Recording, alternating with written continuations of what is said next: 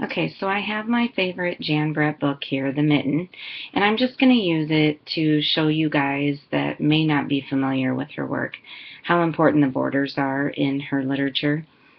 This is a retelling of a Ukrainian folk tale, and I'm not going to read it to you. Like I said, I'm just going to kind of tell you the story and then show you the borders and why they're important. So this is a story about a boy named Nicky who wants his grandmother to crochet him some white woolen mittens, and his grandmother tells him she doesn't want to make them white because she thinks he'll lose them in the snow. And he eventually convinces her to go ahead and make the white mittens. And so she says she will, but that every time he goes out in the snow, when he comes back, she will first make sure that he's okay, but then she's going to check to make sure that he has his mittens. And the borders start right on page 1. And, of course, he goes out and starts climbing a tree, and Grandma's know best. He loses a mitten. And you can see in the picture that there is a mole that is wandering around, and the mole finds the mitten. And the mole decides that that mitten looks like a good place to cuddle in.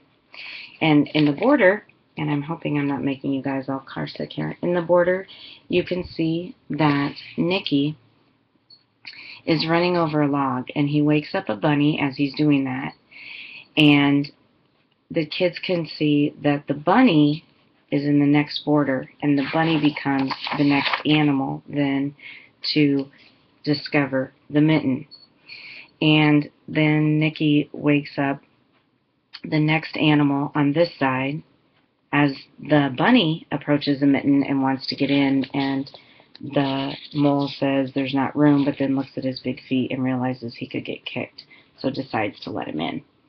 And here's the next animal that the boy has bothered, which happens to be a hedgehog. And over here the boy's waking up an owl, and here the hedgehog's wanting to get into the mitten. They tell him there's no room, but then they see his prickles and tell him he can get in. There's the owl coming down and finds the mitten, while the boy is waking up the next animal, and the owl wants to get in, and they tell him there's no room, but then they see his sharp talons, and they tell him he can get in. And over here we see the badger coming. Meanwhile, the boy is waking up the fox in its den. The badger wants to get in the mitten. They tell him there's no room, but then they see his claws that he uses for digging and decide to let him in. Here comes the fox. The boy is running over a snow pile, which happens to have a bear den. The fox wants to get in. The animals, of course, while the mitten's stretching, tell him there's no room, but they see his sharp teeth, and they move over, and here comes the bear.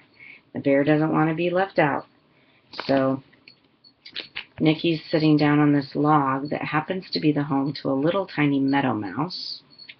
The bear wants to squeeze in. They finally decide he can, because no one's going to stand up to a bear and tell him no. And here comes the meadow mouse. All of the animals tell the meadow mouse there's no room. In the meantime, over here, Nicky looks down at his side and realizes, uh-oh, I'm missing a mitten.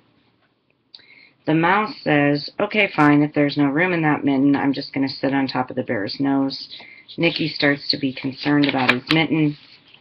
Meanwhile, the poor bear's nose gets tickled. Nicky's running back to retrace his steps and find his mitten. The bear sneezes, and all of the animals and the mitten go flying from the sneeze. The animals land in the snow everywhere. Nicky's running back and sees his mitten flying in the air. And here we see all the animals going back into their original dens and homes. And Nicky is happy. He catches his mitten and heads home to Grandma to prove her wrong, to show her that he has both mittens.